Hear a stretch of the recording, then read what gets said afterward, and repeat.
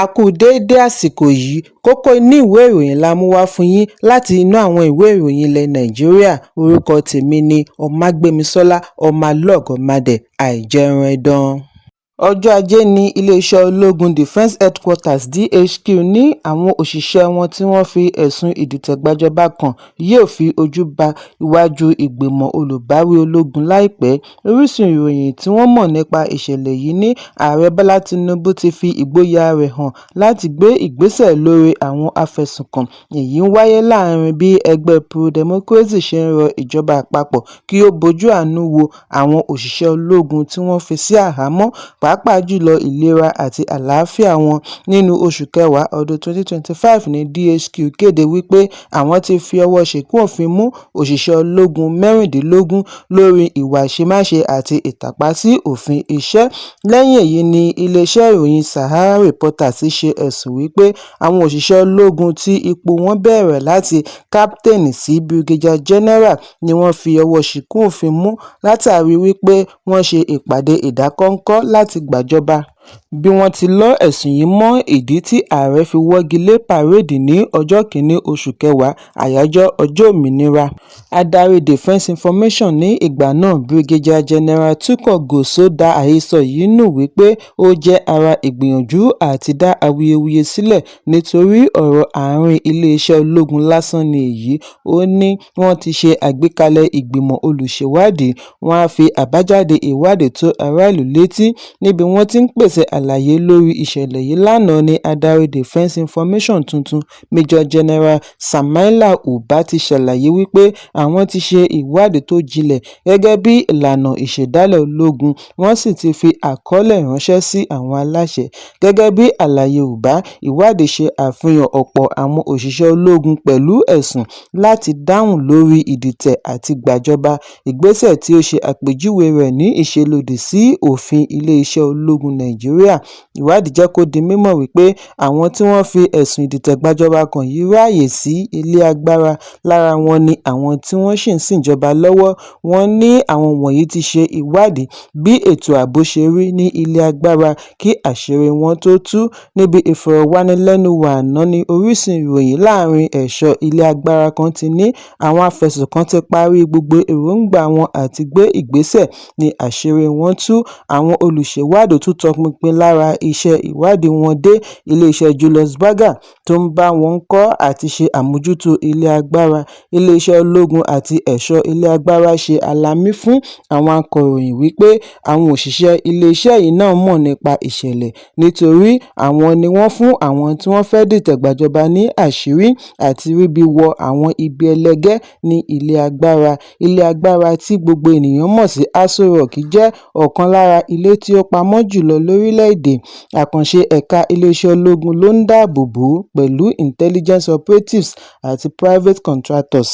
Orísun ìròyìn yìí fi kún un wípé àwọn aláṣẹ mọ̀ọ́mọ̀ dá ìkéde àbájáde ìwádìí wọn dúró láti rí i dájú wípé ìwádìí yìí parí, kí wọ́n dí gbogbo àlàfo loopholes, gbá àwọn tí wọ́n wà nídìí rẹ̀ lọ́rùn ọwọ́ mú kí wọ́n tó ṣe ìkéde.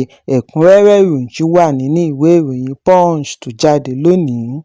National Industrial Court of Nigeria ìlú Àbújá ti fi ọjọ́ sí òní ọjọ́ Ìṣẹ́gun láti gbé ìdájọ́ kalẹ̀ lórí ẹ̀sùn tí mínísítà ìlú Àbújá Nyesom Wike àti ìṣèjọba FCT pè tako àwọn ìgbìmọ̀ adarí àpapọ̀ ẹgbẹ́ òṣìṣẹ́ Joint Union Action Committee JUAC. Adájọ́ E.D. Subiliim sún ìgbẹ́jọ́ lẹ́yìn àríyànjiyàn láti ọ̀dọ̀ agbẹjọ́rò méjèèjì. Olùṣẹ̀sùn ni ó wọ́ alága JUAC Rifkatu Lotia àti akọ̀wé Abdullah Umar Saleh lọ ilé-ẹjọ́ láti dènà wọn àti mágùnlé ìyanṣẹ́lódì tó ń lọ lọ́wọ́ tí ó bẹ̀rẹ̀ ní ọjọ́ Ajé tí ó kọjá lẹ́yìn tí gbèdéke ọjọ́ 7 wọn tẹnubẹ́po ni ó ti ba iṣẹ́ jẹ́ káàkiri àwọn ọ́fíìsì ńláńlá ní ìlú Àbújá àti ọ́fíìsì FCTA níbi wọ́n darí àwọn agbófinró lọ láti dènà wíwọlé. Pẹ̀lú gbogbo àwáwí àwọn alámòójútó alámòjútó FCTA wípé ọ̀pọ̀lọpọ̀ ìbéèrè àwọn òṣìṣẹ́ ni àwọn ti yanjú. Juwaki sì yarí wípé wọn kò tíì yanjú àwọn tí ó ṣe kókó jùlọ. Níbi ìgbẹ́jọ́ ọjọ́ Ajé ni agbẹjọ́rò fún ẹgbẹ́ òṣìṣẹ́ Maxwell Okpara ti rọ ilé-ẹjọ́ kí ó dá àwáwí FCTA nù. Ó ṣe àpẹẹrẹ ìpinnu ilé-ẹjọ́ tó ga jùlọ lórí ẹjọ́ Okpara-Agụ àti Arnold Julius Berger PLC tí ó fẹ́ kí òṣìṣẹ́ padà sẹ́nu iṣẹ́ láì tíì san owó oṣù. Lẹ́yìn èyí ni adájọ́ Sublime sún ìgbẹ́jọ́ sí ọjọ́ 27 oṣù Kínní fún ìdájọ́. Ẹ̀kúnrẹ́rẹ́ ìròyìn wà nínú ìwé ìròyìn Punch tó jáde lónìí. Ìlúmọ̀ọ́ká ọba méjì ní ìpínlẹ̀ Ọ̀yọ́, Ṣọ̀ún ilẹ̀ Ògbómọ̀ṣọ́ ọba Ọláoyè Ghandi àti Aláàfin ìlú Ọ̀yọ́ ọba Hakeem Ọ̀wádé ni wọn kò bá wọn kópa nínú ìfilọ́lẹ̀ ayẹyẹ 50 ọdún ìpínlẹ̀ Ọ̀yọ́ tí gómìnà Ṣèyí Mákindé darí. Àwọn mọ̀lẹ́bí gómìnà àná, ọba aládé àti adarí ẹ̀sìn títí kan àwọn ọ̀gá-lọ́gàá lẹ́nu iṣẹ́ ìjọba àti àwọn olóṣèlú tí ọ̀rọ̀ kàn ni wọ́n kóra jọ sí International Conference Center Ìbàdàn láti ṣe ayẹyẹ ìpínlẹ̀ tí wọ́n dá sílẹ̀ ní ọjọ́ 3 oṣù kejì ọdún 1976 lára Western Region àná, níbi tí Ìbàdàn ti jẹ́ administrative capital. Ọjọ́ 21 oṣù Kínní ọdún 2026 ní ìjọba ìpínlẹ̀ Ọ̀yọ́ ṣíṣọ lójú ètò ọlọ́sẹ̀ kan láti fi sàmì ayẹyẹ 50 ọdún.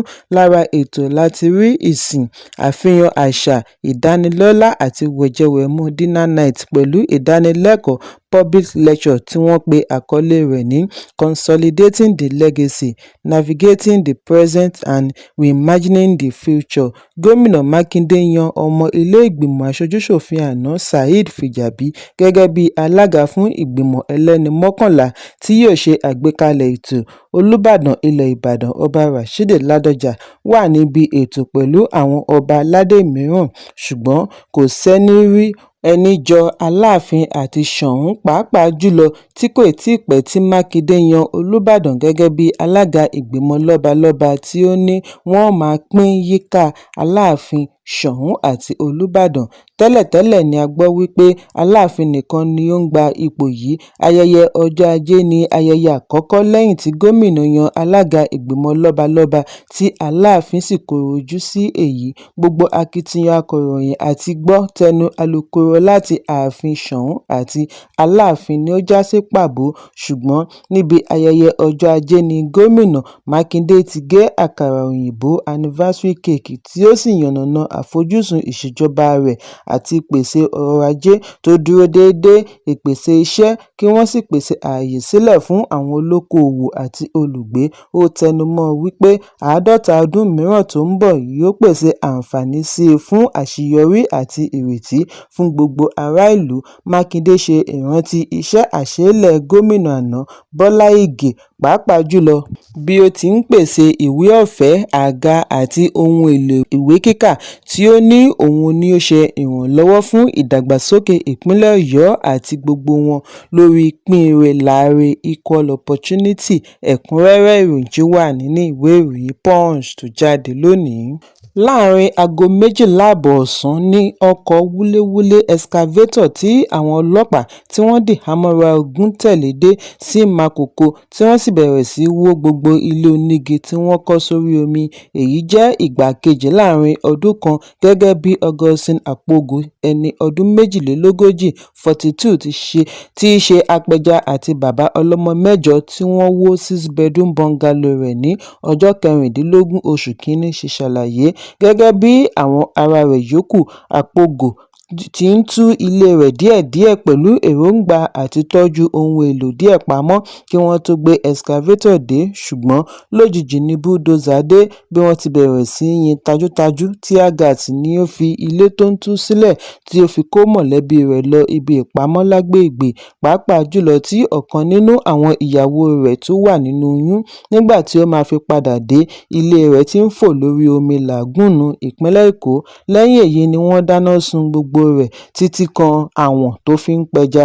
Makòko ni wọ́n bí Àpogò sí, ibẹ̀ náà ló dàgbà sí. Ó ní àwọn ọmọ rẹ̀ kò ní àǹfààní àti lọ iléèwé láti ìgbà tí wọ́n ti bẹ̀rẹ̀ ilé wíwó nínú oṣù Kejìlá. Níbi ilé wíwó tí ó wáyé ní ọjọ́ 21 oṣù Kejìlá ni excavator dé lóru. Àwọn olùgbé kọ́kọ́ rò wípé ẹ̀rọ amúnáwá ló ń dún látòkèèrè. Nígbà tí ilẹ̀ máa fi mọ́ ni wọ́n rí bí excavator ṣe ń súnmọ́ wọn, gẹ́gẹ́ bí Timothy Ategi, ẹni 60 ọdún 60 years tí ó fi gbogbo ọjọ́ ayé rẹ̀ gbé ní Makòko ṣe ṣàlàyé. Ó ti lé ní 100 ọdún tí Makòko ti wà. Wọ́n ní ó lé ní 300,000 ènìyàn 300,000 people tí ó ti gbé ní àdúgbò yìí. Wọ́n kọ́lé sórí omi, ọkọ̀ ojú omi ni wọ́n fi ń ṣẹ̀ṣẹ̀ rìn. Ṣùgbọ́n àìpẹ́ yìí ni àwọn olùgbé ń wòran bí ilé tí ó ti wà láti ọdúnmọ́dún títí kan ilé-ìwé àti okòòwò ṣe di àkìtàn tí ó sọ ogunlọ́gọ̀ di aláìnílé lórí. Gbogbo orí omi wá kún fún igi, òrùlé, ibùsùn, ohun èlò ìdáná àti àwọn tí wọ́n fi ń pa ẹja. Ìjọba ìpínlẹ̀ Èkó ṣe àpèjúwe ìgbésẹ̀ ilé wíwó yìí ní ètò láti dáàbò bo ará ìlú lọ́wọ́ òpó iná mọ̀nàmọ́ná high tension àti ọwọ́ ìdọ̀tí. Ṣùgbọ́n àwọn olùgbé ní lótìítọ́ ni wọ́n kì wọ́n nílọ̀ kí wọ́n fi agbègbè sílẹ̀, ṣùgbọ́n wọn kò júwe ibi wọ́n máa gbà lọ. Ẹ̀kúnrẹ́rẹ́ ìròyìn yìí wà nínú ìwé ìròyìn The Guardian tó jáde lónìí. Kókó inú ìwé ìròyìn àsìkò yìí kò ní jù báyìí lọ. Ẹ pàdé mi ní ìrọ̀lẹ́ fún àkọ́tún ìròyìn. Kí a tó lọ, ẹ má ṣaláì fi àkíyèsí yín ránṣẹ́ kí ẹ sì bá wa subscribe sójú náà wa lórí YouTube kí kókó inú ìwé ìròyìn lè máa tẹ̀ yín lọ́wọ́ ní kíákíá.